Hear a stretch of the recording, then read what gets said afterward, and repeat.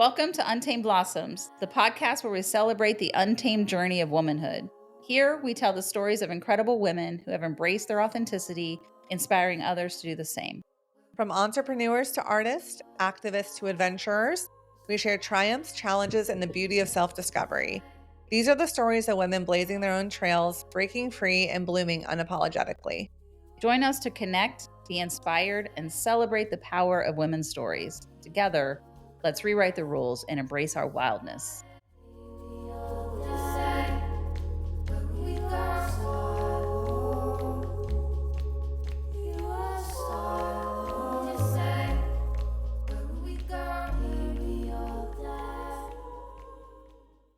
Welcome to Untamed Blossoms. I'm your host, Amanda Riley. And I'm Christy Riley. Welcome to the show, everybody.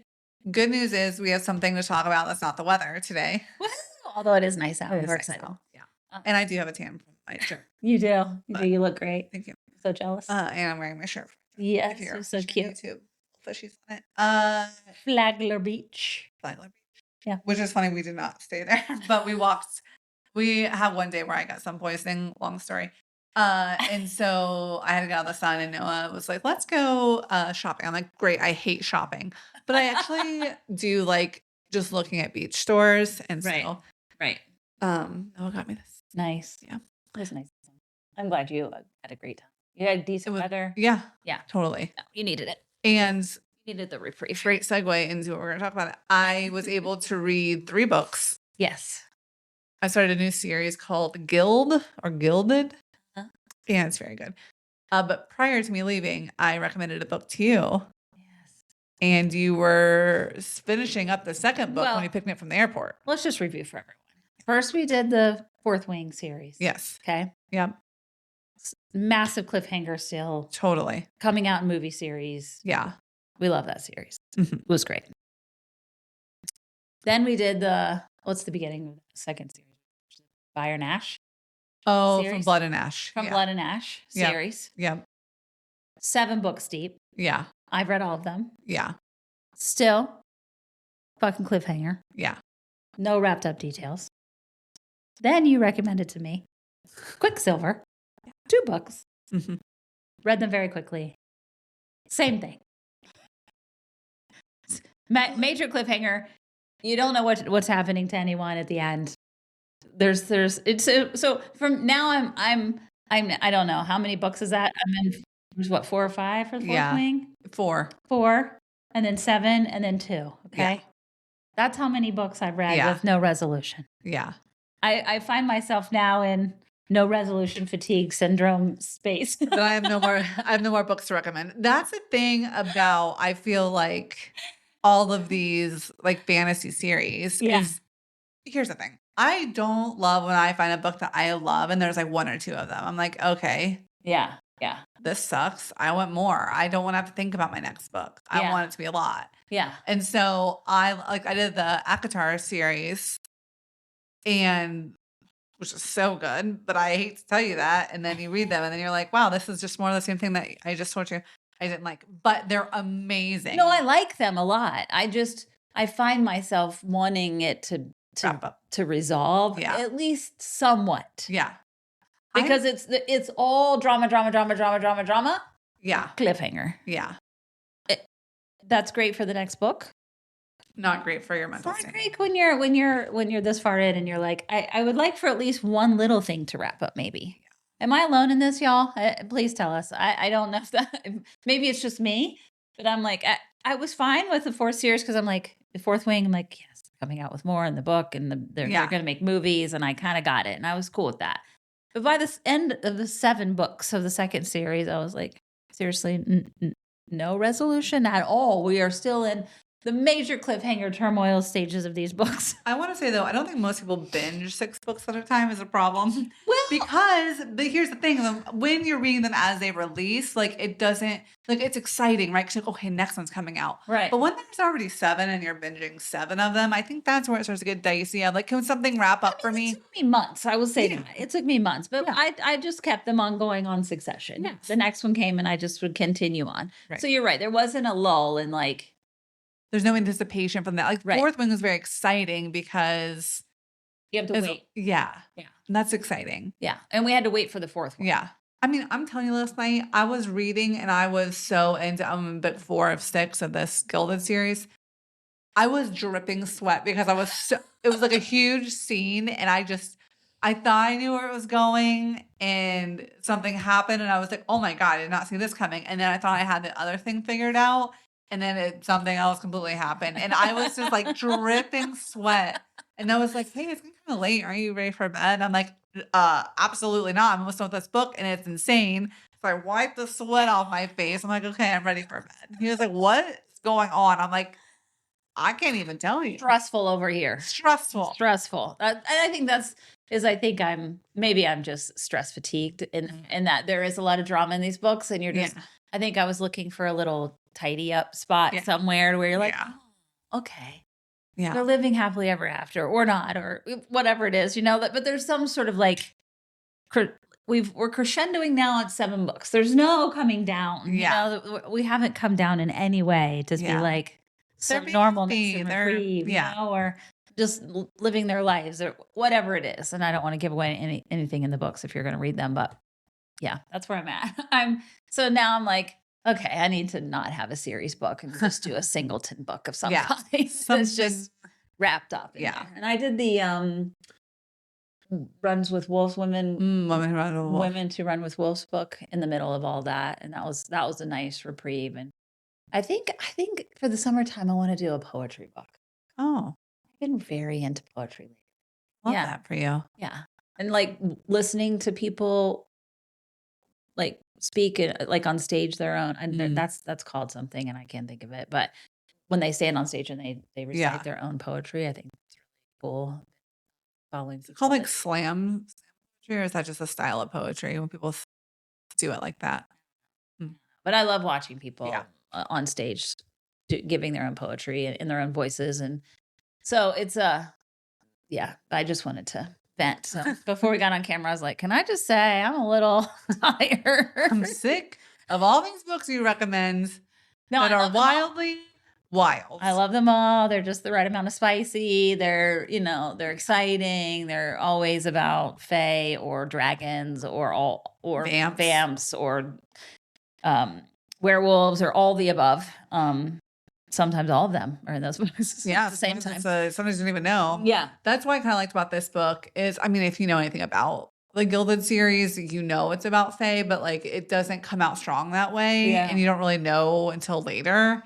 And it's like the premise should be spicy, but it doesn't get spicy until way later too. Yeah. So I'm like, all right. I've been patiently waiting for the spicy part whole time. When are you going to deliver? Yesterday was a good delivery day. So, yeah. For those of you who listen to audiobooks, you got to be careful when the spicy scenes come on. You know what I mean? You're in the car, people next to you, they can hear you. You don't think that they can hear your audio down. Put your sunglasses on. Don't look at me. Hey, or somebody gets in the car and your phone automatically connects when you start the car. It starts the book up and you're like, whoa. Hey. Yesterday was International Women's Day. This is Women's Month. I say let us do what we want to do. Let her have our spicy books. Let us have our spicy books. What is left for us? If not spicy fae books. Spicy fae books. That's all I want. Stan was like, what is that? And I was like, well. Nothing it's mostly fairy sex. He's like 90% that and about 10% battling vampires that I mentioned. There's he calls them what is it when he used to watch the superhero that Flash. He used to watch the Flash. And we would call them, I said, so you're watching a show that has blue jelly clouds that they jump in and out and go to different realms and different timelines. And he started laughing. He's like, yeah, blue jelly clouds. And so I was like, well, this book has basically blue jelly clouds and they jump back and forth in between realms and, and timelines. And you might call them portals. Portals. In the nerd world. Well, we got it all in these books. Yeah. Really. So. Literally, I was thinking about this last night too. It's like clearly these books are written for women, just looking at the main character, males. Oh, yeah. And I always think it's funny because all these authors, right? These men with lots of things that women would like, of course. Right. One thing I've noticed is they all encourage the female to eat. Are you eating enough? Like, I know. and think about how counter cultural Culture that that is, is.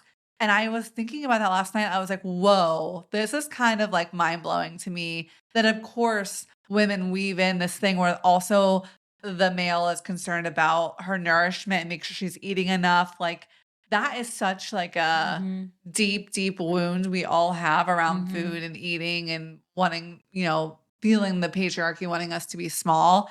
And I was like, wow, that never even dawned on me until There's a lot yesterday. of that in all All 3 of of them. those series Yeah. that of nourishment and feeding, but also safety Yes. and nourishing her, Protection. protection, and Yeah. yeah, there's a lot of thematics Yes, in all of totally. those that are it's obviously very geared towards women. Right. Yeah. And the bigger ones, like, I'm like, oh, yes, I see this. But the eating thing kind of blew my mind. Yeah. I was Yeah. like, whoa, Yeah. all of these, they've Yeah. been very concerned about that. Yeah. Yeah. I wish someone would hand maybe some bread and cheese and be like, have you eaten enough? And bacon. Bacon? That's basically the Yeah. blood Nash. She loved cheese, bacon, and Yeah. bread. And Oh my they would God. What a dream. she of course she had a gaggle of men Yeah. uh, obsessed with her Yes. safety. Yes. So, Which I do love. which is cool. Yeah. And like Carrion, And you not at in a first, sexual way. right. They were all in a non-sexual way, but and then this last series, this uh, Quicksilver Silver. book, Yeah. she also had a gaggle Yes. of men Yes. protecting her. And it was just funny because even in that one, Carrion, the side male Mhm, character, mhm. at first you're like, this guy, douche, get him out of here. Right. And then you just like love him so much, and I he's know. so tricky and funny, I and know. like I know. it's like a crazy Hysterical. character that normally I don't feel like get written in the books. There's always like a jealous one, Right. but it turns into something so Yeah. so Yeah. different. He was the surprise character in that Yes, book where you're like, "Oh, didn't see that coming." carrying around his little plant, Yeah. stealing treats, Yeah. Yeah. trying to And get laid no matter who it is. no matter what it is. This horrible witch-looking scary where he's like, well, You you know that in? they you know that the different sprites are made out of brimstone, you find out Yes, at the yes, end? yes, And he had been having sex with a gaggle of the women of yes. I Good was for dying Karen. laughing at him the whole time. I'm like, "This is hysterical." Such a good character. Wow. Well, now you know what we're reading. And if you Yes. need some recommendations, let us know. If you have recommendations that fall in these categories, we Yes. are always down for a new Yes. series. And our as a hard right left, we are our guest today is Rachel Bertner. She's back again today to continue our women's health series, and she's just doing a lot of cool things. She's got a ton of energy, and she kind of alluded to what she wanted to talk about in this episode, in her last episode. So we encourage you to go back and listen to that if you haven't listened to our first episode with Rachel. And we're excited to have her again today and see what kind of brilliance she brings. Totally. Hello, Rachel. Welcome back to the show. Hello. How are you? I'm great. You look great today. Thank you. Adorable little Thank you. thing. Oh my gosh. Thanks. You just Thanks. remind me of like a little summer sprite. I agree that you have that you have that energy. I agree. Me. Okay. Summer sprite. Your intro, we just gave people an update on our lives and started talking about books. Okay. So we were just All right. talking about all of the smut we've been reading, basically. Yeah. Very smut, to be specific. So Yeah. just Fairy and vampire. yeah, and Vampire smut. yeah, Vampire, Hey. werewolves, fae, yeah, Wow. which is Lots of- fairies. yeah, really, really intense stuff. And we somehow were able to tie it back to it being International Women's Day yesterday and it being Women's Month this month. Right. So, Great. yeah, that's if you listen to this later Seriously. and think, how did we get here? It was a winding road. It was a Great. windy road. Smut wound up at me. I'll take it. Yeah, I can understand the segues. Okay. Yeah, so you're and have focused this month on recording on doing women's health, whether it be mentally, spiritually, physically, all of it. And as you brought up so pointedly in your last episode with us, it's very, very hard because in the medical world, most research and most things have been written as met for men, by men, as men as a subject. Yes. Very Most of annoying. it pertains very little to us. Very little. And when you were talking a lot about your practices and what you do to help women, I know Christy then enlisted your help With my daughter. with your daughter. Yeah. I really called Rachel because I was looking for a somatic practitioner for my grandson, who's only 5. And when you go looking on the intrawebs, you can't really tell by what people say on there, what they do. And very few people really actually work with children. And if they do work with children, they're associated with Nationwide Children's, which he's already a part of that system. So my daughter was really frustrated with just her experience, right? She's just having a hard time. Lack in of general. options. Yeah, just I'm overwhelmed. I have a special needs son and I'm not getting the help I feel like I need. And so we had a big session about, okay, well, what can we do about that? And I started the research for him. You just have that moment where you're like searching and searching and reading, and then you're like, wait, I know people. Yeah. What am I doing? And I think I associated your work so much with teens and with substance abuse that it took me a minute to come to like, she's still a somatic expert and I should call her. And we had a lovely conversation. You're so kind and willing to meet with her and just find out what was basically just to evaluate and see how you could help. And it's been a very cool journey. And I don't even, she's not even talking to me about it in detail, which is fine. Totally great. I totally honor her privacy. But just the fact that it's happening and she's like, it's really cool. It's really cool what's happening, and I like Rachel a lot. And, if my daughter's very bullheaded and a very strong Leo, and if she doesn't want to do something, she would have made every excuse after the first session not to come back. So the fact that she's continuing to engage you by text and making appointments is really impressive. Tells me a lot that, just understand, when as a mom, and she doesn't have to say anything for me to know what's transpiring. So it's been a cool journey. And what you imparted your wisdom to me was that as a mother of a 5-year-old, doing anything with him is irrelevant. He's so connected to her that regulating her energy and her energy body, her nervous system is going to directly impact him. Yeah, well, and one of the things, because in the zoom out, and I'm not trying to say something super heady right away, but with the system, one of the things you have to be careful with especially little kids is if you're putting too much regulation on them as a child of saying you need to go away and regulate this, then it's teaching the kid also not to go to the parent, and it's teaching them a whole thing of later, right, that they'll learn that my parent wasn't there for me and I had to learn to self-regulate, and they're giving that option to a little kid, already saying like, you need to regulate the parent. And that happens, it happens a lot. It's not a slam, it's just what it is. Yeah. And so with parents though, no one really is teaching them how to handle what is going on inside of this little person, because it's so simple that when you get frustrated as the adult and you clench, and this is your everyday, that's Yeah. human, Right. to be frustrated and then feel like I don't want them to see me frustrated. And it's like, well, what if they can feel you frustrated? And just because we haven't been taught that doesn't mean it's not happening. Right. Any of us who have been in relationships know that when you're a partner, you can say something and they can be looking at you and smiling, and you feel that tightening in their body, where what you can feel them really saying is, here we go again. So same thing with little kids, is that they don't have that life experience to understand like what the sequence of events is. Like for them, it can be an insult over and over of, my parent is rejecting me. It's always not that dramatic, but the parent is rejecting like. So the thing is, like, what's interesting though about this is, and even the work that I do with women. So the idea would be, is say that you do go to as many people as you can, and you're explaining the symptom, and you're explaining a tightness in your chest that won't go away, but you've had all of the blood work done, you've had all the tests done, and everyone's saying, we can't Yeah. find anything. And truly, and that gives you relief, right? Because you're like, okay, I feel crazy now because like I feel like something is physically wrong, but everybody's saying I'm fine. So on to a psychiatrist, right? Where they say, well, it's anxiety. And so you take a medication, and yeah, you might get some relief, but there's still this pervasive feeling. And then usually, like now, everybody's talking about the nervous system. What is that? So, yes, you can go into yoga, you can start to find these things. But again, if you're really looking for, my chest feels tight, and then when my shoulders open, there's still this tightness in there, what am I feeling? And that'd be the subtle body. So, there's this idea of that with energy.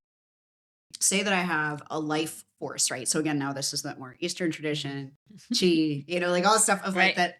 Can I actually feel my energy? And then how do I disperse it and dispel it? And I listen to women all the time. They will repress and say, I don't want to put that on somebody. Mhm. I don't want to give That's it. so true. Yeah. Yeah. Where and women somehow really intuitively know how to hide a feeling. Because that's what's so interesting is I think about that with some people, they can't, but I'll hear women say that, well, I don't want to put this on anybody. And I have felt that way. Like something in my past that has been hard is that I'm intense with my energy, but I try not to be angry. I tried in the past not to be angry because if it came out, that would add an insult into my relationship where then the person would constantly be on guard for what happens if this does again, right? I can't slip once because now all of a sudden it doesn't matter every time I wasn't angry. It matters the one time that I was. Yeah. A lot like parenting, For right? Like with sure. your kid, like you can be perfect, but the first time you raise your voice, Right. they're scared of you. And so it's kind of teaching, first of all, what is that? How do I have this repression? Where is that? And then all of a sudden it comes out. And so, case in point of working with an adult woman. So you can have women who their entire body, I can teach them relaxation. They can feel their legs unhinged. They can feel, and I can visibly see their arms are relaxed, their fingers are relaxed, and they'll feel like they're this. They'll feel like they're doing this. And that's what I used to go in and like, I felt crazy trying to describe that to people because it's energy and it's just me feeling something in my body that needs to discharge. What for those of you who are not watching us, Rachel is describing her hand, like energy being tense in her hands, basically. Oh yeah, Like sorry, she's still holding energy for those that are just listening. just to us, listening. yeah. Yeah, so it's just that feeling of basically like it feels like there's like magnetism like in your body and like feeling really charged and almost like am I going to lose cognitive ability? Like, Yeah. it's like that hormone thing where you'll be driving and it's like, "Oh, there go my hormones," where it's like am I about to pass out? Like what just happened this wave that, and Yeah. I can explain. That's crazy. I say that and women go, "Yeah." And I'm like, what are we doing out here? So it's hormones, but then, for me, the whole thing is, okay, it's hormones, but how is this affecting a function in my body where Right. I'm truly having an experience that is impacting my quality of not necessarily maybe life, but presence. Right. And it's impacting my quality with parents of confidence. This is impacting my confidence and my ability to survive these situations over and over because I don't know what's triggering. Totally. Right. So the thing is that what I work with in the nervous system is we could just say building confidence in the way you talk with your body and in knowing what's going on. And instead of feeling like, oh, there's something wrong with my body. And this is where, I'm going to say the thing of just like, what is my body trying to tell me? Like and that's the thing of like, it sounds so silly, even though I do this stuff, it sounds so silly. Even, since I've seen you guys last, it's like there was even a situation I had personally. Like I do this work. And the thing is when you help other people and there's energy that impacts the system, you can have a physical expression. People will think they're sick.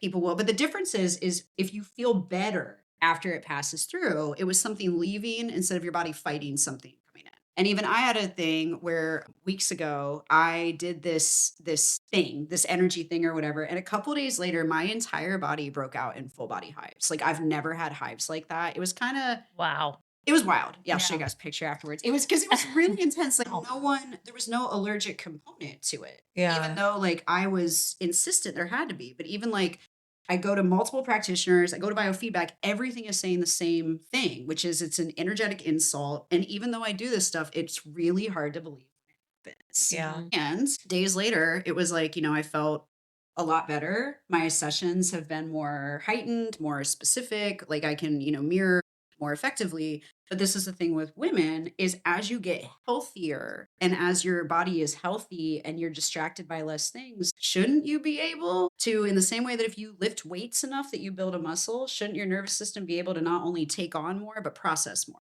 So instead of my body receiving something and it takes me out and like I get sick or it shatters me or I have an anxiety attack, what if it comes in, my body's like, hey, received, I'm going to integrate this and then I'm going to be better on the other side of it. So the thing is, and like again with women, because I've figured out that when women are healing or they're searching for answers, especially with women, they need narrative. They need there to be, I went through this because this resulted in. There needs to be intuitively an arc of whether it's redemption, whether it's healing, but there's something where they want to feel that I'm going through this for a purpose and for a reason. And a lot of times with the body, you do need to give them that. Like, it's kind of like in West, where it's like, I'm going through this because I have insert diagnosis and I'm treating it, Yeah. instead of I'm able to say that my body has a hard time coming up against this and I don't know the way out. So with the pathway, the nervous system, it's like, cool, let's try, instead of going this pathway of I need to go away and handle this by myself, what if I ask for help? Right. Right. Yeah. And so, with that said, what really a lot of this is, it's primal conditioning that I go into my body when I do my sessions and I'm just working with the nervous system. I take people into a meditative state and we are going into their system saying, your body knows how to be a body. So let's take away pathology, because I'm not diagnosing, I'm helping somebody connect to their body being a body. Our bodies digest things without us telling them how to. Our bodies are pumping blood right now without us telling them how to. There's so many functions that the body knows how to do. And as women, you don't know, like any woman, and I have so much reverence for people who have been pregnant, but you don't tell your body how to grow that baby. It just knows how to do it. And that's got to be fascinating to go through, but you're not telling it. It's just doing. So, how many functions do we have that we just haven't been taught? And I'm just somebody that, yeah, like helps introduce some of the functions of like, oh, you weren't taught how to go through this. I don't need to give you the words. I always use this example. If you eat an orange, your brain knows it has vitamin C, but your body knew what it was pulling from the orange before we gave it a label. Your Right. body knows how to be a body. So if you take people into a nervous system state where they feel safe and their body has no distraction with other things, the thing that is the issue will announce itself in the body. And a lot of times, if you just bring attention and some people would say energy, but you can make it more simple, blood flow, right? Like I'm bringing circulation to a part of the body that maybe hasn't had circulation for a while. And then what do you know? It feels a little better. But if the brain is saying avoid this part of the body because I avoid here because I'm sad here. And it's like, well, then let's just take away sad. Let's just go into, can we just bring some blood there? We don't have to bring emotion there. And somehow that makes it more approachable. Yeah, for sure. Because it feels like, especially as a woman, when you're working through that, it's like, well, if I open myself up and feel those feelings there, then it's going to negatively impact everyone around me because then I'm going to be so sad. Or what if I can't stop crying? And it's scary. So I think having a different approach of like, let's think it is like lifting in a way too, of like, okay, if you're doing this shoulder press, are you just throwing the weights up there, or are you thinking about my shoulder muscle is the one that's focusing on putting this up there? And then you get stronger, right? You have to be mindful though. You can't just let it push down or not focus. Like, and you're giving that focus to people, which is so helpful. Well, I think, and one of the things that I think is, I've learned as a practitioner, right? Because it's been over 10 years now doing this, and I've really honed into it, especially in the last few.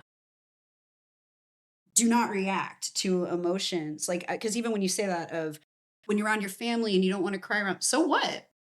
That's because I'll have that with when I'm working with especially young people and I'll get a call from a parent like, they can't stop crying. I'm like, awesome. Let them cry. Trust that they can cry. That's because the thing is if they let go of a neurotic behavior, eating disorders, guess what's under there? Emotions, and what's so hard? Or not so hard? What's so wrong with that? And then that can be a discussion where I can refer people of like, you can go kind of discuss that with somebody who you want their methodology. No one taught me that's why I didn't do a psychology thing, because I'm not from a school of thought other than people can be people and feelings. If you do need help, cool, go get it. But a lot of the feelings that we demonize, they're just feelings. And that's the thing too, of like, I would say that to my family all the time. Like if I would just be in a mood and they're like, oh, I'm like, can we not pathologize this? I'm just sad. Like I'm going through something sad. You wanted me to show up. I told you I can't pretend today. And you just arm people with language like that. I can't pretend today. So I'll be sad. You can be around me sad and ignore me, but I'll be here, but I'm going to be vibrating sad. And I think Yeah. it's that of also teaching people that of how to not rescue Well, and somebody I think else's it's feeling. really hard for women, and I will speak only for myself, is that my energy really dictates the energy of my household. Like I am the energy leader. And I think women hold that and don't realize they hold it in some ways. And then and since we're not taught, we're taught to hide it. because we can't have an off day because it affects other people in our household, right? So That's a story. Yeah, that's a story that you can that's what change. people that's a Yeah. story you can change, Yeah. right? Yeah, but you got to recognize it. Yeah. But and it was something that over the last 2 years I've had to really unpack, right? And so it's like, yes, but you're so light and loving and kind. And so if I have a day where I'm just sad, What's wrong? What's wrong? Are you okay? it's What's wrong? just it's literally nobody can keep their vibration. It like literally brings the vibration So of the house listen- all the way down. And then I would start to feel guilty. Like I need to save it, right? And I need to not put it on everybody, which is what we said, right? Like what you said, women are so afraid of that. And I was like, no, I'm just gonna be sad today. And I'm not mad at you. I'm not mad at them, but I don't have a lot of patience. I don't have a lot of energy, and I'm just gonna be sad today. And I'm gonna cry, and it's gonna be okay.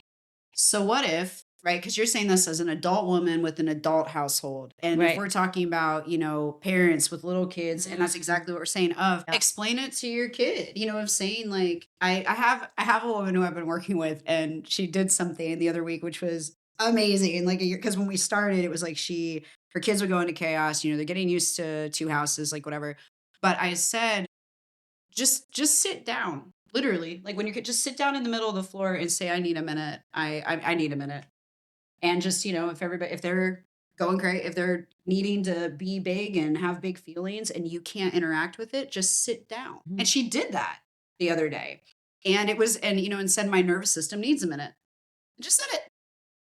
I can't. And then at a certain point, got up, gave one of her kids ice, which was something that we talked about when the kid was ready for that to break, again, involve the sensory body. But the thing is that a lot of times when we have emotions that are, exploding, it's kind of like I think about it as, boiling water. That when the water has hit the boiling point, if you try to drink it, then you're going to burn your mouth. Mhm. You got to take it off the fire and then let it settle a minute before you do anything with it, or you're going to also get hurt. And so sometimes I do think that it's not easy. And Mhm. you do sometimes just have to sit there, and maybe you're crying too. And then if the kid says, why are you crying? Say, I'm frustrated. This is really hard, but I'm here with you. And just staying honest. And that's, I think about that with relationships. That's like my dream, that women would just be honest, that Yeah. if they're Yeah. just sitting there crying and the guy's like, oh my gosh, what's wrong? And her just saying, I just don't want to have this argument again. And I'm really confused about how I feel with you. And I feel really overwhelmed. Kat. Yeah. Yeah. Yeah. Versus the over explaining and the blaming yourself. And Trying to sometimes, get them to fix it. Yeah. sometimes I don't even know. Yeah. I'm like, I don't know, but I'm sad today. I just feel sad. I feel overwhelmed, right? It's okay. I'm having this emotion, but that doesn't mean that this is who I am overall. I'm just going to have this emotion and let it, whatever happens with it is what happens, but I'm not going to pretend today that I'm happy Yeah. for the sake of all y'all in this house. I was talking, well, and the thing too of, why I like being a somatic practitioner and like working with the body is sometimes the body just needs to finish a process. It's not that deep all the time. I was talking to a young person very early this morning, and they're telling me the story about a guy and all this stuff. Do you think that there's something wrong in his childhood? I was like, girl, I think he just texted you and he likes you. That's it. Yeah. I don't know that we need to really Go go that into. deep. Yeah, Yeah. we don't need to dig deep. But maybe something did happen in his childhood, and I love that you are now trying to figure it out through his texting. But I keep saying all my kids like in their early 20s where I'm like, how about just like have fun and don't pathologize it. Right. Yeah. Right. So sometimes that's the thing, is that it can be really simple, but what's simple, as we learn in adulthood, tends to be the hardest things to integrate. Yeah. So because that's what's the hardest to integrate, I go for simple and teach somebody how to tolerate a feeling so that they can do the deeper work if they want to do. Right. What are some of those techniques that you teach? I know you talk about meditation. Breathing. Yeah. A lot of ways to breathe. Yeah. Because a lot of people, there's a lot of ways to breathe. And so teaching people not only how to breathe, but how to then start to make a connection into the breath and a part of their body that they genuinely don't usually have an association to. And even if, like the other day I had it with a kid 23, who's working through an eating disorder, but they felt their legs for the first time in a session, but immediately they're like, I feel really overwhelmed. Like my legs feel really antsy. And so I immediately sat them up and said, cool, move your legs. They're like, I don't know if that's a good idea. So why not? They're your legs. Like what else is going to happen? They're like, they Yeah. just feel really antsy. I said, I know, move them. Yeah. Yeah. But that was the thing of like feeling really connected. And then this kid being like, oh my gosh, I can feel my legs. And I'm like, look at you, little mermaid. It'll make sense. But that's the thing is that the techniques are breathing and even just adding, very small, like a lot of it is the kind of getting people the idea of a yoga posture, but getting them to feel what it's, I don't want to say supposed to feel like, but what's possible. As in that when someone is having, it's not that a pose is supposed to feel a certain way, but the lymphatic, pulsation, just getting something like, my fingers right now are like pressing, my thumbs are like pressing the air, of just using a pumping motion where it's not massage, that's not it, because you're engaged. Where it's like, can you feel this? And then where do you feel it either go? Where do you feel it refer? Where's it stop? And a lot of it is just that repetition and helping people make a connection from one place to another. And then we expand the connection. Can you talk about, I think that I'll speak for myself too. I'm very in my head. Yeah. Historically.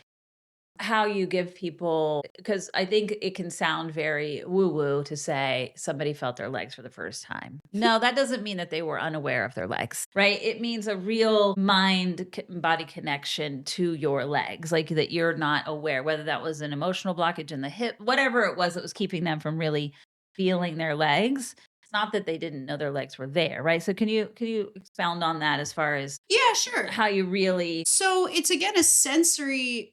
That's the hard part with this stuff, and that's where it's hard when people will say again like woo woo or something like that, where this is stuff that it's personal. Yeah. It's kind of like if you're in a room and you're not completely present. There's something Mhm. called that's like a veil or some kind of disconnection between you and an outside environment.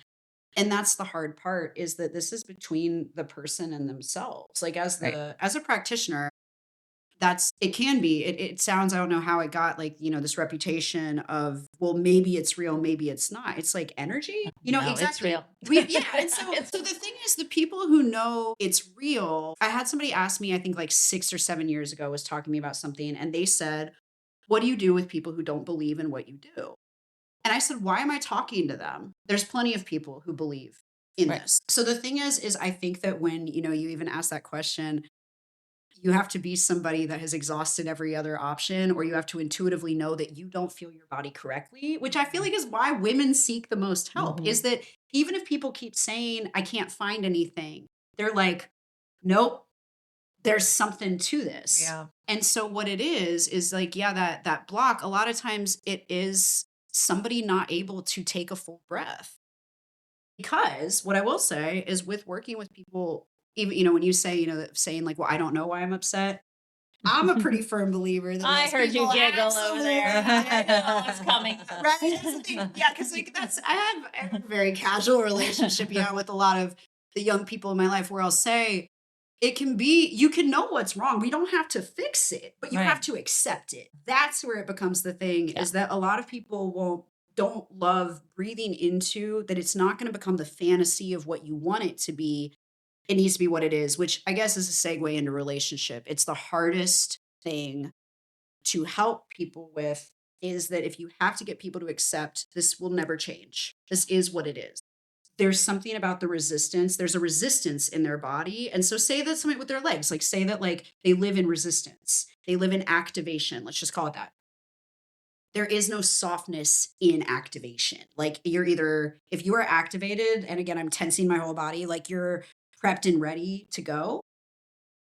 If I say, hey, just let's back off of that, usually what's behind it is, again, there's some kind of knowing that if I let my guard down, same thing you said about the household, you're controlling it. People will feel you when you change. Mm. One of the hardest things for me in my own healing, in a few months, like I mentioned this on the last one, that I'm coming up on 7 years of sobriety. But when I got to year 5, 6, it was so hard for people in my life to be like, you're different, you've changed, you're not, the same. And it's like, yeah, I'm not as activated all this in the same way, like in my relationships, because my job is where I reserve this activation to be able to help to mirror with other people meeting them at this really big intensity and then walking back. Mm. So it's like parenting somebody through the energetic body mirroring. But that's the thing is a lot of people don't really get that level of intensity unless it's in a very chaotic setting. Yeah.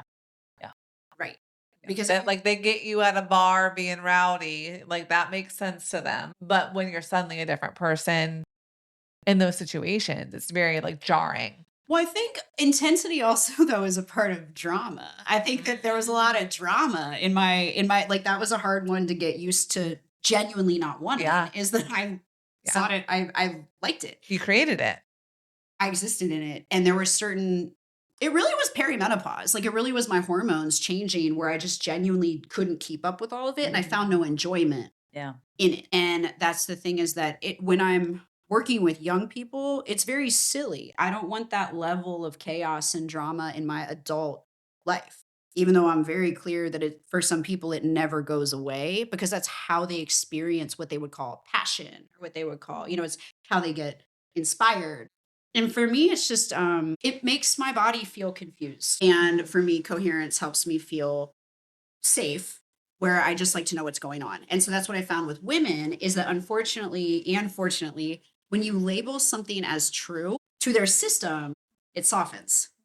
And so that's why there are some people where I will meet them and I say, I think you should do therapy in tandem with this because I'm not going to do the conversations to help them lead up to that our work will not be successful if they stay in resistance to something. And they don't have to change it. Like that's the bigger thing. It's like people will even think sometimes that my goal is to talk people into sobriety and it's not. I'm not a vagabond for like that message. It's just that if alcohol is causing a certain issue or drugs are, just accept that and accept the nature of that. But then that means that you have to accept that you yourself are in a cycle that is going to be very full of the effects Of that. Of your Yes. decisions. of something you're putting in your body. Right. So same as a relationship. And with parents, the nice thing about kids is that you have to accept a lot of times that you're in a situation that might be for a while. And the goal is that it's not forever, but it might be for a while. And when you accept that, there's something about the resistance going away that does something at least for the parent. And then we just see what that does for Yeah. the situation. So it's like supporting a parent through a hard time. And that was something that in my own recovery, I remember asking my parents later, like in my late fees, if you could go back, is there something that you feel would have been more useful for you that exists now that didn't then? And they both said, we wish we would have gotten support for ourselves because that was really hard to go through. Right. Yeah. And I couldn't consider them, but they couldn't feel better until I was better. And that was giving me too much control. I couldn't be responsible for somebody else's feelings. Mhm. But then that's the thing you're saying, like, but anytime I came into the house, I immediately felt guilty. I immediately felt ashamed if I couldn't perform. Yeah. Yeah. And I think that's pretty pervasive in general, I Yes. think, is that we do feel like we need to hold the emotional weight of people around us in our relationships. So we're mirrored that, like we're taught that and taught to be, when I think about my mom's generation, you know, we have a lot more options in our generation and even more in your generation 10 years later. They had to hold it because they didn't have a lot of choice. See, And now we do, right? And so it's a different thing. But I was definitely mirrored that in my family that, the women sort of hold the emotional baggage of everyone and help everyone and could be suffering immensely themselves and never speak a word. Right? to be fair, if you enter a relationship, though, this is the hard part of also healing. If you enter a relationship with that deal, and I remember dating a guy like at one point, and he said, and I immediately perked up when he said, I've never met someone who is so good with my anger. Like you are so good at helping me when I'm angry. And I said, well, that's great. And then his follow up thing was, but what do we do when you're the one that makes me angry? And I went, huh. Okay. What a good point. Spoiler alert. It didn't go well. Because the thing is, I was going through something that, again, I didn't know what I was just in my stuff. And I said to him, there will be days, I can't explain when they'll come. I don't know why they happen, where I won't want to be touched. I won't want to be touched, but I won't want you to leave. I will cry. I will be very upset, but I won't want you to touch me, but I also won't want you to leave. And of course, at the time, he's like, that's great. Oh, if you can communicate that, well, I think that went Not well. the first time. It didn't go well the first time it happened. Because again, then it was also what was so interesting about that was somebody thinking that I had planted a seed to manipulate later, like what I was going to, that if I was doing that, there was a reason I wasn't telling. And then he told on himself because that's the thing where he's like, did you cheat on me? And I'm like, well, way to confirm now what I was suspecting about you, buddy. So the other Oh, thing is no. I've also learned though with women, here's the craziest part. If you stop negotiating everything, wow, when people start, if you just are literally chilling and you know inside you're good, and then the other person starts guessing what's going on. Right, I remember having it, this is a whole different one, like regulated as an adult. And I'm just like, I'm just in the moment. I'm enjoying the sun, the music, whatever. And then, this adult man is saying to me, like, what's up? I'm like, nothing. This is great. I'm just like listening to the music and enjoying the air. And it turned into this whole, okay, so you're not going to tell me what's going on. And it's like, wait, what? Oh, no, I'm literally just enjoying the music in the air against my face. Like, and then, and it turned into something else. But that was again the thing of when you can learn though to stay calm and then not get defensive. But in that moment, that was again when I stop holding it, does somebody else collapse? So that's where this can get, it's again, it's little pieces where you teach people, you don't rush into those things. They become like a pyramid. But a lot of times what you're just first learning, I mean, that's quite an accomplishment to even learn how to just listen to music and feel the air against your face. Absolutely. So that's the whole deal. That's like you get people Yeah. present to the moment, but that doesn't change what's going on outside of you. And then if you get present to the moment, can you hold it even though you might start to feel someone else's stomach drop, someone else's anxiety? Can you start to hold both? So that's what I teach, especially parents, is when you become a mother, I at least do understand that you're carrying multiple people's experiences in your body. And usually your partner, that becomes accelerated. And so, and of course, I don't know because again, I meet some men that are naturally empathetic, but for a lot of men, it doesn't seem that they're as affected. I learned that in like a lot of my group work. I don't know if that's the consequences of addiction, but a lot of them did not naturally feel the shift in other people. They could see it. They more relied on visual cues. Right. I think maybe that's why men in relationships, when they see someone not smiling as much as they used to, or they see you maybe sitting off to the side, it's like, oh, and you're like, bitch, I've been feeling this way for months.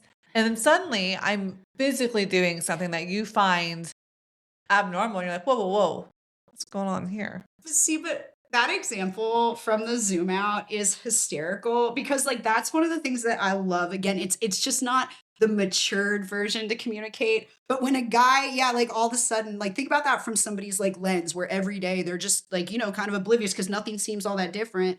And then all of a sudden the woman does something really wildly different and he goes, babe, you good? And she's like, oh my gosh. And he's like, Yeah. what? This has been going on for a year.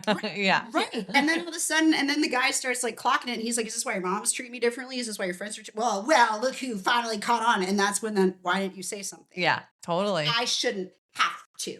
Or you do, or you do, but it's that emotional lack of like connection to have that person understand what you're trying to communicate because we don't want to put it all on that person, right? So it is on us. We don't want to put so much on them that we're like, well, I'm just gonna say this thing very lightly that's happening. You should say it more aggressively. That's the problem. Is if you say it lightly, they take it lightly. Again, impact is only as good as affect. Like, Yep. And so that's the thing. Totally. Yeah. Again, adults, I'm not saying it's comfortable for the other person. This is a very different generation for sure to be able to actually say, I'm going to tell you what I don't like. And for, that's some kind of evolution in relationships for men to want to learn some of them. Right. Some of them. And I do work with like men who want to understand how to do this stuff, but it's just not been mirrored. They didn't see it in their upbringing.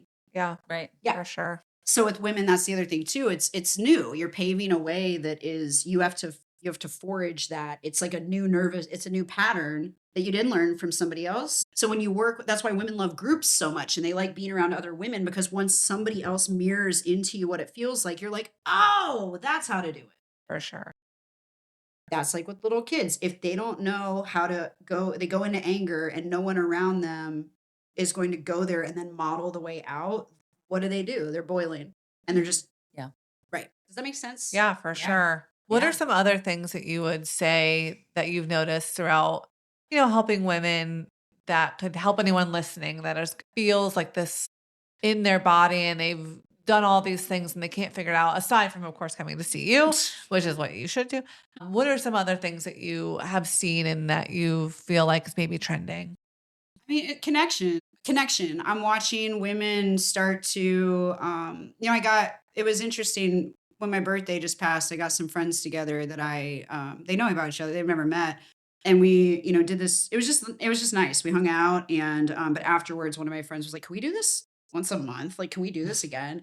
And then they're like, people on the side are like, can I invite this person? Can I invite this? Like women just want to gather. And so the thing is a lot of times if you're isolated, and a lot of women I've noticed, I don't know if it's that after effects of COVID, I'm sure, but like just some of it is finding people that don't think this stuff is weird, or women who have been doing this work. There's groups, there's online communities. Do things that outside of your comfort zone. I think that that's the thing. Like I remember saying that to a client, that they signed up for this class and then they were nervous to go. And I was like, girl, everyone who signed up for the class is going because they want to be a part of it. Like that's, you can actually just go and be excited and that will be appropriate. Right. Totally. Connection. Right. For sure. Yeah, I think we've heard that over and over again in various ways since starting the podcast. It's just we're communal creatures, and the society has been pushing us very aggressively with technology and everything else to be behind a screen and not foster that connection in real life. Bodies need to be around other bodies that want to be around them. Like I think that's the harder part too, is when you don't challenge your conditioning. If you have been, I had to challenge myself at certain points of life to go be with people that wanted to be with me instead of people that felt like they had to be with me. And that was one of the best things I learned about rehab. In rehab, I think I said this like last time. I loved the aspect of just being with other people that were like me going through what I was going through. When I was in a partial hospitalization, it's like my apartment became like the after hours hang where people would come and like we'd watch shows and eat snacks and like talk about stuff and process what had happened in process group. But we were just together. Yeah. And so it's when you find people going through what you're going through, or even just people who I want to be sensitive when I say this. There's a lot going on in the world and I'm never ignoring it. There are just moments that you need breaks of levity, and not that everybody can take them. But if you can, then you don't go towards people that you're trying to talk them out of a state that they can't get out of. You go to the people who are also able to get out of that state and take a break. So that's the harder part also of healing. It was always the hardest part for me was that the people I desperately wanted to come with me, they just weren't going to at a certain point. Yeah. Yeah. Yeah. So Can't drag them. Well, it's the maturity process, and you can apply this to anything, whether it was my eating disorder, whether it was drinking, whether it was getting out of a relationship. If I'm going to be single, I need to start behaving single and acting single and not like lamenting it. Like I need to actually find a version of me that is enjoying that life. Sobriety. I don't drink anymore. So, okay, so what does that life look like? And how do I can't keep going the places that everybody is drinking and thinking that I'm going to just find this way to be this, like, this is getting so uncomfortable. Like, Yeah. what am I doing? That was the problem, where I'd be like telling all my friends who were hungover, I'm like, you guys, I feel great. I'm doing yoga. You guys want to do that? And they're like, no. The worst hangover ever. No, yeah, you're loud. Right. Yeah. So I also couldn't really tolerate being around drunk people as a sober person. It was very triggering for me. Not to trigger to drink, but I just found it once I was not drinking that I was like, oh, I don't like this. Watching the light go out in someone else's eyes is terrifying. Actually. Yeah, I was like, it triggered my nervous system so badly, I think, from childhood trauma that I was totally avoiding that. The only way to be in that situation was for me to also drink. Yeah. But to be in that as a single, as a non-drinking person, little Christy was like, "Mm-mm. You need to Ew, get out thanks. quickly, Yeah. go. You're not safe. Move your butt." That was what the experience was at my body. I don't love it. And I think that that's like, that people can understand on like a conscious level when Yeah. it's just like people that you don't know. It's that where this gets really complicated is when it's people you love. Yeah. And you just really don't want to, you're literally just trying to force yourself to tolerate something that my body can't tolerate. So like, even if I am working with people, and I have worked with people where they will be improving themselves and like, well, now all of a sudden, right, they're upset with their partner who is not changing. And it's like, whoa, come on. You didn't like, they didn't sign up for this. And Mhm. we knew this part was going to happen. So now you have to either learn how to have a conversation if things are changing for you, or you need to accept it. And then Mhm. you need to say to your body, like, this feel, and you'll feel it.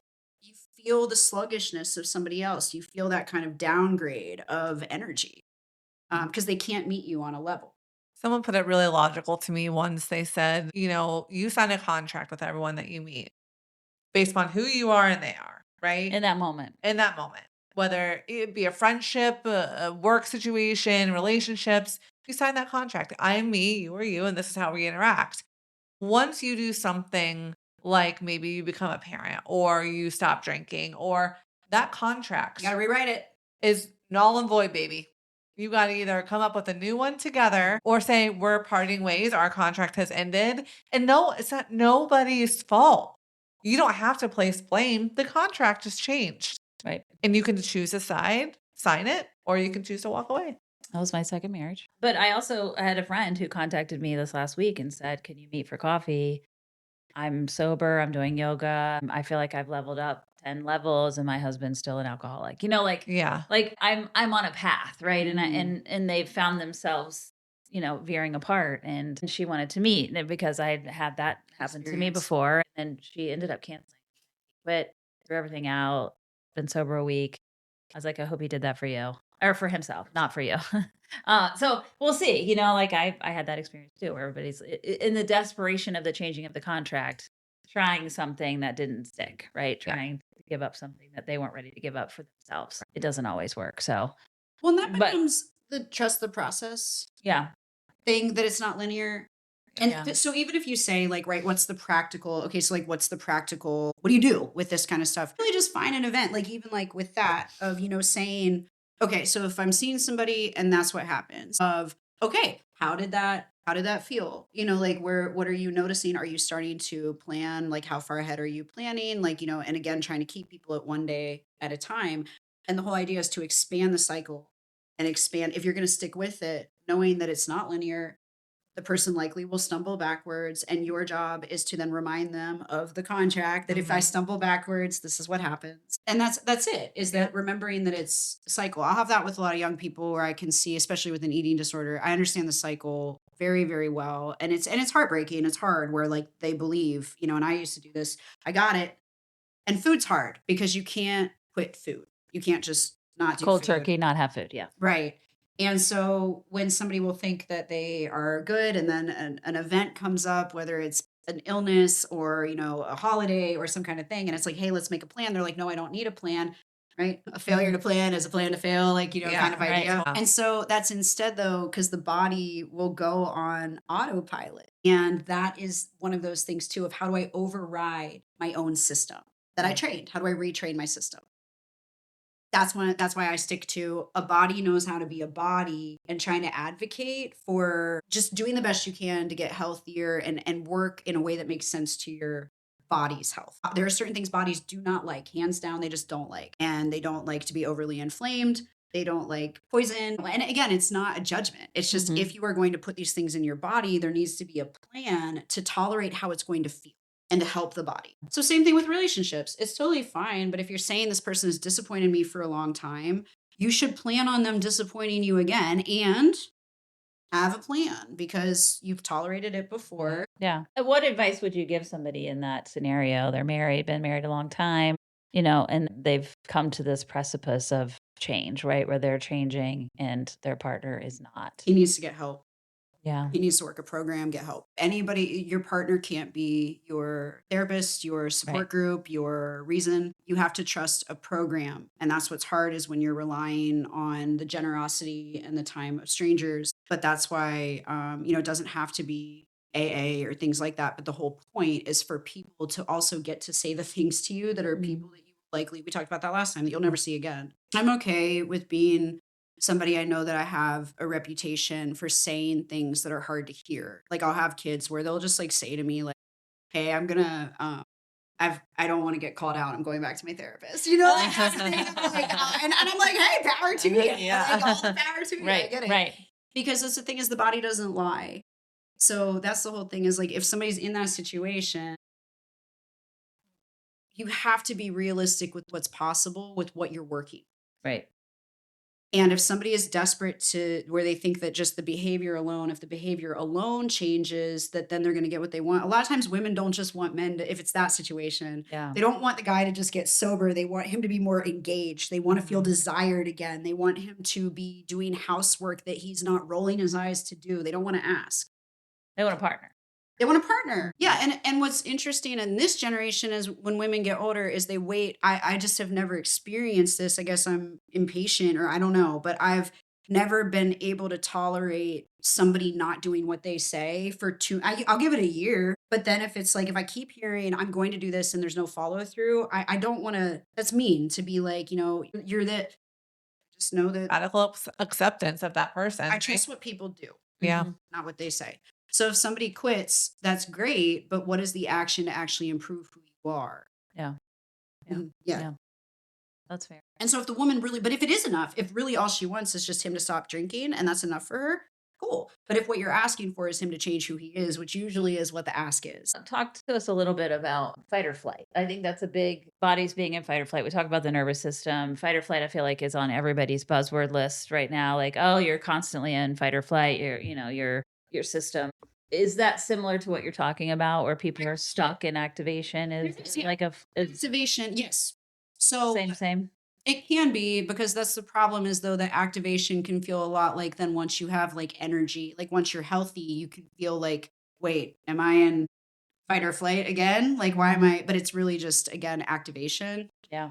And that's different. I was just talking to somebody this morning of that it's different when you are activated to hurt yourself versus when you're activated because you're treating yourself well. Like even like health, right? Like if you have the energy to lift weights, you're building life.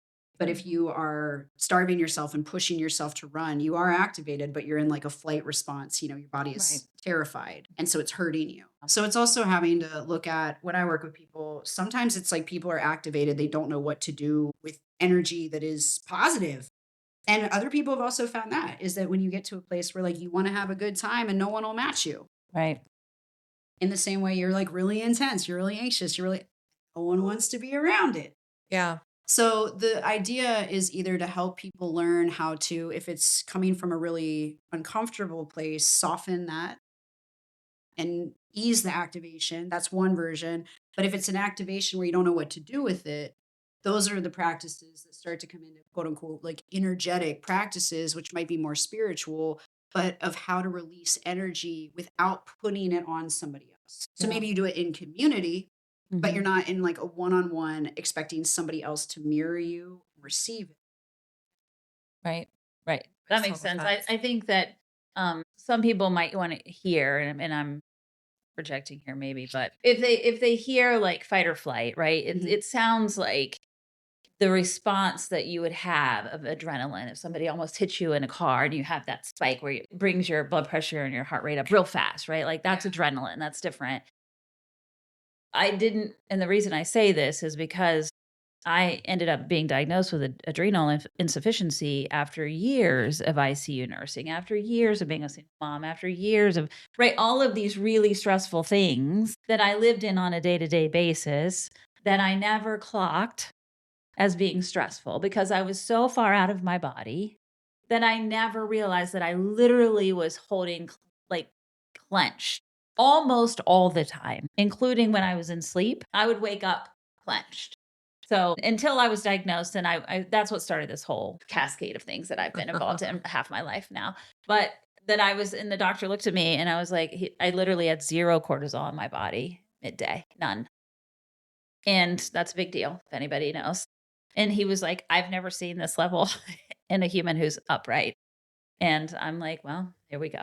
And I was like, I'm not stressed. And he's like, do you have a fever?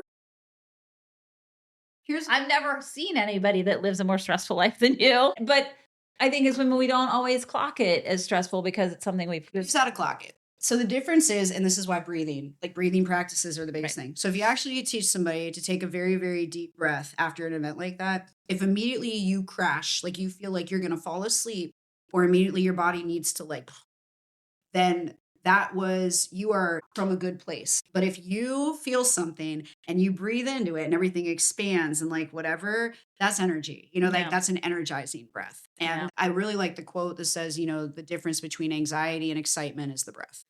When you breathe, when you breathe into it, you'll figure out real quick which one it is, because either a deep breath where your body will then be able to release and start to the repair process. If sometimes, because that's the thing where people they'll be holding their breath because when people are like, what do you want to say something, you're like, you don't want me to say what I want to say, you don't want me to say anything right now. And that's like a different activation, right? Like when you're holding it and then you walk outside and it's not that kind of thing. That's different than when you take a breath and you just immediately sob and need to sleep. That's the difference between activation of fight or flight. And it's not, but again, these have all gotten so in these boxes that it's like a spectrum. And so people who are on that depletion spectrum is that it takes one event to then send the body into now this even further chaos spin where it just can't take one more thing. And that's it depends on where you're at with I can't take one more thing or I'm going to explode. I can't take one more thing or I'm going to crash. Think about how many times people use those words. So that's the difference with activation is, again, you're teaching people how to smooth out, but smoothing out can feel really torturous to people who don't know how to slow down. So that's the tempo of people who work with the nervous system is also, it's not a one and done. You're in a process of toning, same way that you would lift weights and build muscle, but muscles, you're going to have days you're really sore because the muscle is tearing to build, right? But you don't go from lifting 10 pounds to 50. Right. Overnight. Right. Yeah. So that's the thing is when you tone it, the fights that you have with people or the car things, your system doesn't react as strongly once it knows how to reset faster. Yeah, that makes sense. You have tolerance built up. Yes. Yeah. Tolerance. Yeah. I love that. Yeah. I think, we'll talk a little bit about, I know you touch on this and doing people's readings and cards and finding out where they're at in their astrology charts. The fun one. I know for a fact that my last meltdown was our full moon eclipse recently. That was the day I was sobbing and sad. And I was like, I really don't know what this is. I did eventually know during the day. But in the moment, in the morning, I was like, I'm just so sad. And I was so overwhelmed. And I just needed to cry. And I was just weepy all day. And it was okay. And by the end of the day, I felt way better. And the next day, I felt even better. But full moons for me are serious days. But I know that about myself. And I've known that about myself for a long time. Speak on that a little bit. How does that play into, or does it play into anything that you do with people? I mean, yeah, I can. I have a kid yesterday, where she's like, "Will you read my tarot cards?" If the kids want that, I'm like, you have to be doing things that structure in reality before we add this part in, because again, it's only going to tell you about you. And so that's what I think about this stuff is that a lot of times it really highlights and shows you parts of you that sometimes it's easier to hide parts of ourselves. The moon is hiding sometimes it's more visible. So no, absolutely. Whenever I teach people about astrology or the tarot, even in rehab, the reward class that everybody loved was I would do the astrology of addiction and I would do the tarot of taking the fool down the path of addiction. That these are all schemas of going through a process, no matter what plug-in of the archetype it is. And I do believe that women especially believe, that we resonate with archetypes and a wild woman and all this kind of stuff. We are tuned into nature. So of course I believe in it. It's it's in yoga, there's even a sutra that says when you study the stars, you understand the navel point, which is literally my source of creation. It's my umbilical cord, right? So when I teach about that, it's when you learn the planets, you learn aspects of a higher power, creative source and force. When you learn astrology, you learn aspects of you. If you can learn both, you learn how you are interacting with the aspects of creation. So if I do that part, it's there's so many things. Again, if you learn any of this stuff, you end up kind of understanding all of it. And so that's the thing of I've said this before when people were like, what do you do? And I'm like, what did you hear? Because it depends on who you are. Yeah. Like right now, it's like I'm up for, I'm going to teach a nervous system class to men who are, in the system. Like other people were a nervous system class to like a staff and like all this stuff. And then I'm working with all these things. But then a kid wants their tarot cards read. Right. To me, it's different iterations of a the similar thing. It's just where in your psyche can you learn about yourself? What's priority? Where are you ready for it? Where are you at? Yeah. And so if some people are already kind of out there, you meet them like as in out of their body, not out there like I don't believe in it. But if they're out of their body, you meet them out of their body and then try to pull them back into it. And that was what I was like, is that you had to give me, again, meaning and purpose and a narrative, or else, no, I'm not doing that unless it feels like a hero's journey, right? Instead of a fool's journey, which it was more of. Tarot starts with a fool, not a hero. But the second card is the magician. So I was like, all right. So that's kind of it of that. With all of that, I will do that depending on when it's appropriate to when introduce. they're ready. When they're ready. I have a foundation. But if the foundation is not possible, sure, why not? Let's just, whatever. Yeah. Still totally individual. Yeah, that was on my birthday was a 0 conjunction of these 2 main planets, like 0 degrees of Aries. It was on my birthday and it was this whole thing. So that's when, and then I break out in hives, a couple days later. Like all this stuff was energized and open. Of course, I believe in it and will even do it. And then that was the thing where everybody had so much fun that it was like, can we do this every moon cycle? So yeah, when you gather women, especially around that kind of stuff, no, it's unavoidable. Yeah. Things happen. Things Totally. happen. For It's very sure. cool. believe. It's fun. Yeah. We Totally. believe in all the things. And the nervous We system. believe in energy in the nervous system. And that's all being proven to all the people there. So fuck themselves if you don't believe. It's basically what I say. Like, you're an idiot. This has all been Stay proven. sad. It's more fun over here. Stay sad is going to be the name of this episode. That's right. Stay sad. Before we let you go, though, anything that you want to promote, anything that you're working on right now, any projects, anything website wise or pointing to different things, retreats, what do you have going on? Next time. Yeah, I have too many things right now that are up in the air that are going to set into my projection right now of what I'll have like available. And I think it's like that of my private practice. Yeah, is pretty, it's on a referral basis right now. But that's how you got in, right? Yeah, you got it. If you know somebody, if you know somebody. But yeah, right now, the things that next time maybe I see you guys, but I have to see how some of the stuff plays out. I love it. I love that. Know what I'm going to do. Here and ready for it Thanks, when you guys. do that because we love you. Oh my gosh, thank you. Well, if you want to ever group your women together here, we'd love to have that. Yeah. Totally. So we're getting ready to launch. I didn't talk about this, but we're getting ready to put in a commercial kitchen back here, back of the barn, so that we can bake gummy things. So yeah. I'll show up for food. Yeah, no. and then the giant garden's going in, so we'll be having all kinds of food coming out of that. So yeah, we can have harvest parties, all kinds of stuff. So amazing. Well, thank you for so much for coming back. I think this is a huge topic. I think women are coming back into their power. We're in this crazy time, to say the least. But I do feel like amongst the chaos, women are rediscovering their power and rediscovering their bodies and rediscovering their center. And if you're struggling with that, Rachel's here for you. Yep. Like we all are. Please like and share and send this episode to someone you think it would help. And you can listen to this on Apple Podcasts, Spotify, iHeart, YouTube, and we are on Patreon. And on Patreon. Come and check us out. Thank you guys. Love everyone.